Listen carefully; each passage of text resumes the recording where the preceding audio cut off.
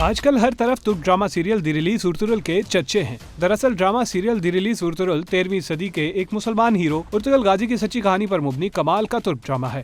Drama serial دی release Ertugrul ترکی کے صدر رجب Tayyip Erdogan کے حکم پر اور ان کی نگرانی میں تیار کیا گیا ہے۔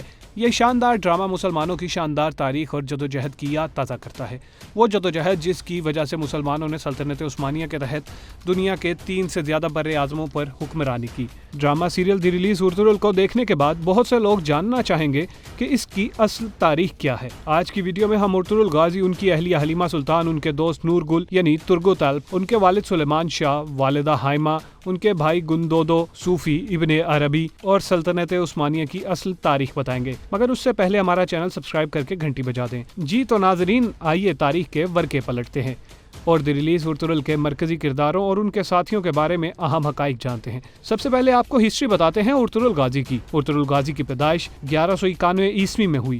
وہ عثمان کے والد تھے، وہی عثمان جنہوں نے سلطنت عثمانیہ کی بنیاد رکھی تھی۔ ارطغرل غازی کائی قبیلے کے سردار سلیمان شاہ کے بیٹے تھے۔ کائی قبیلہ اوغز کے 24 قبائل میں سے ایک تھا۔ ارطغرل غازی کا خاندان وسط ایشیا سے یہاں آیا تھا اور ان کے جد امجد اوغز خان کے 12 بیٹے تھے، جن سے یہ 12 قبیلے بنے، جن میں سے ایک یہ کائی قبیلہ بھی تھا، یعنی وہی کائی قبیلہ جس سے ارطغرل غازی تعلق رکھتے تھے۔ ارطغرل غازی کے والد کا نام سلیمان شاہ تھا۔ یہ قبیلہ سب سے پہلے وسط ایشیا سے ایران، پھر ایران سے اناطولیہ آیا تھا۔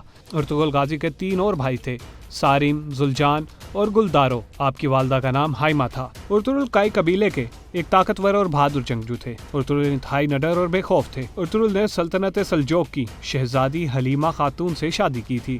ارطغرل حلیمہ سے ایسی محبت کرتے تھے جس کی مثال نہیں ملتی۔ ان دونوں کے 3 بیٹے تھے، جن کے نام گندوز، ساوچی اور عثمان ہیں۔ عثمان ان کا سب سے چھوٹا بیٹا تھا۔ ارطغرل نے ہمیشہ اسلام کی خاطر جہاد کیا۔ ابن عربی ان کے روحانی پیشوا تھے۔ ان کی ہر جنگ ظالم کافروں کے خلاف تھی۔ وہ ظالم اور جابر کافر جو مسلمان کے بدترین دشمن تھے، انہوں نے سلطان علاؤ الدین کے دور حکومت میں سلطنت سلجوق میں چھپے غداروں کو بے نقاب کیا۔ جس جگہ سلطان صلاح الدین ایوب کے پوتے العزیز کی حکومت تھی، سب سے پہلے ارطغرل نے العزیز کو اس کے محل میں موجود غداروں سے نجات دلائی، پھر اس سے دوستی کی، پھر سلطان علاؤ الدین کی بھتیجی حلیمہ سلطان سے شادی کی، ایوبیوں اور سلجوکیوں کی دوستی کروائی، صلیبیوں کے ایک مضبوط قلعے کو فتح کیا جو حلب کے قریب تھا۔ اس کے بعد ارطغرل سلطان علاؤ الدین کے بہت قریب ہو گیا۔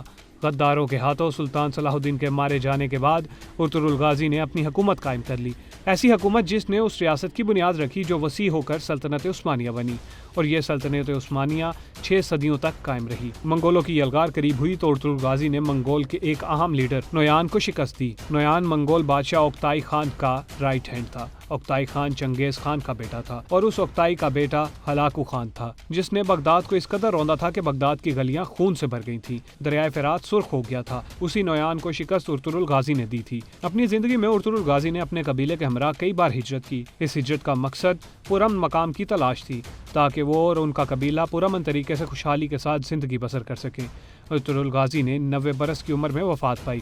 کچھ کتابوں میں ان کی وفات 1280 عیسوی ہے، جبکہ کچھ میں 1281 درج ہے، اور ان کے ساتھ ان کی والدہ ہائمہ، زوجہ حلیمہ سلطان اور دوست کی قبریں ہیں۔ ارطغرل نے بے تحاشا جنگیں لڑیں، کئی ایک مارکوں کی سربراہی کی، مگر اس کے باوجود قدرتی طور پر فوت ہوئے۔ انہیں شہادت کا مرتبہ نہ مل سکا، اسی وجہ سے انہیں غازی کہا جاتا ہے۔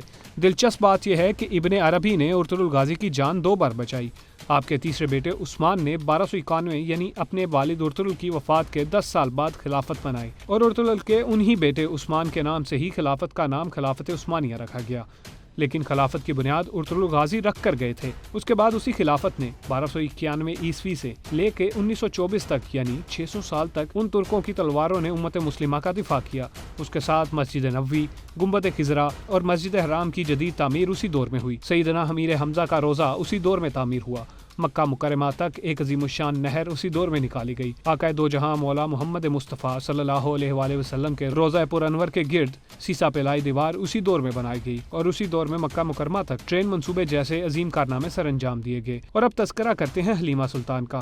حلیمہ سلطان سلطنت سلجوق کے حاکم سلطان علاؤ الدین کے بھائی شہزادہ نعمان کی بیٹی تھیں۔ ارطغرل غازی اور حلیمہ سلطان کی شادی کیسے اور کن حالات میں ہوئی، اس کے متعلق تاریخ میں زیادہ معلومات موجود نہیں، لیکن یہ بات طے ہے کہ ارطغرل حلیمہ خاتون سے بے پناہ محبت کرتے تھے۔ اور صرف محبت ہی نہیں بلکہ وہ حلیمہ سلطان کی عزت بھی انتہا سے زیادہ کرتے تھے۔ حلیمہ سلطان نے بھی ارطغرل کی محبت اور عزت کا حق ادا کیا۔ وہ ہر کڑے وقت میں چٹان کی طرح ارطغرل غازی کے ساتھ رہیں اور عثمان کی والدہ ہونے کا اعزاز بھی انہیں ہی حاصل ہے۔ ڈرامہ سیریل دی ریلیز ارطغرل کے چوتھے سیزن میں عثمان کی پیدائش کے بعد حلیمہ سلطان کی وفات دکھائی گئی ہے، لیکن اصل میں ایسا نہیں ہے۔ تاریخ کے مطابق حلیمہ سلطان کی وفات ارطغرل غازی کے فوت ہو جانے کے بعد ہوئی، لیکن ڈرامے میں ان کی جلد وفات کا سبب یہ تھا کہ اسرا بیلجیک جنہوں نے حلیمہ سلطان کا کردار نبھایا، انہیں ذاتی مصروفیات کی بنا پر ڈرامے کو خیر آباد کہنا پڑا، یعنی چھوڑنا پڑا۔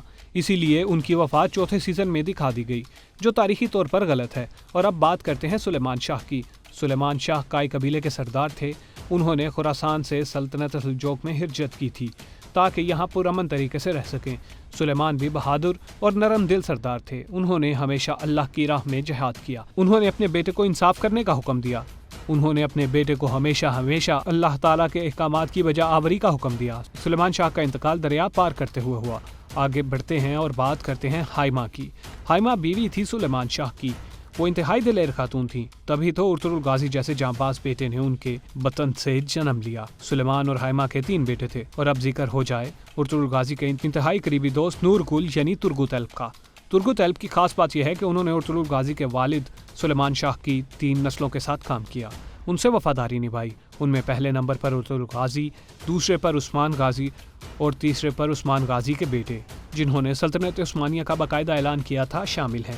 صرف اتنا ہی نہیں بلکہ ترگت ایلب سلطنت عثمانیہ کے پہلے سپہ سالار بھی تھے۔ وہ ارطغرل غازی کے نہایت قریبی ساتھی اور دوست تھے۔ انہوں نے ارطغرل غازی کے لیے کئی جنگیں لڑیں۔ ان کی کلہاڑی کا ترک تاریخ میں ذکر ہے۔ وہ کلہاڑی چلانے میں خاص مہارت رکھتے تھے۔ وہ ہمیشہ اپنے کلہاڑے سے ہی جنگ لڑتے تھے۔ یوں انہوں نے ارطغرل غازی کے لیے کفار سے بے تحاشا جنگیں جیتیں۔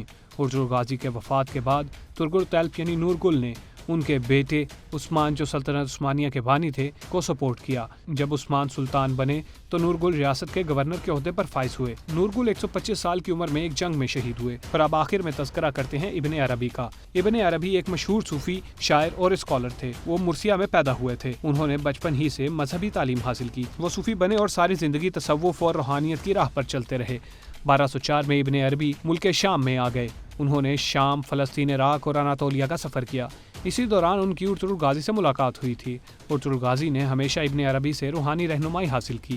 ابن عربی نے ارطغرل غازی کو ہمیشہ اللہ تعالیٰ پر ایمان و یقین رکھنے اور ظالموں سے جہاد کی تلقین کی، نصیحت کی۔ ابن عربی درجنوں کتب کے مصنف ہیں۔ اس کے ساتھ انہوں نے قرآن پاک کی مایہ ناز تفسیر بھی لکھی۔ ابن عربی علم کی دنیا کے بادشاہ جانے جاتے تھے۔ وہ تصوف میں بھی اپنا ثانی نہیں رکھتے تھے۔ وہ اندلس سے ارطغرل کی روحانی مدد کو پہنچے تھے۔ یہ تھے ترک ڈرامہ سیریل دی ریلیز ارطغرل کے مرکزی کرداروں کے بارے میں دلچسپ حقیقی تاریخی حقائق۔ یہ ڈرامہ انہی حقائق کی بنیاد پر ہی بنایا گیا۔ اگر آپ کو ویڈیو پسند آئی ہو تو اسے لائک اور شیئر کیجیے، اور ہاں، ہمارا چینل سبسکرائب کر کے گھنٹی بجا دیں۔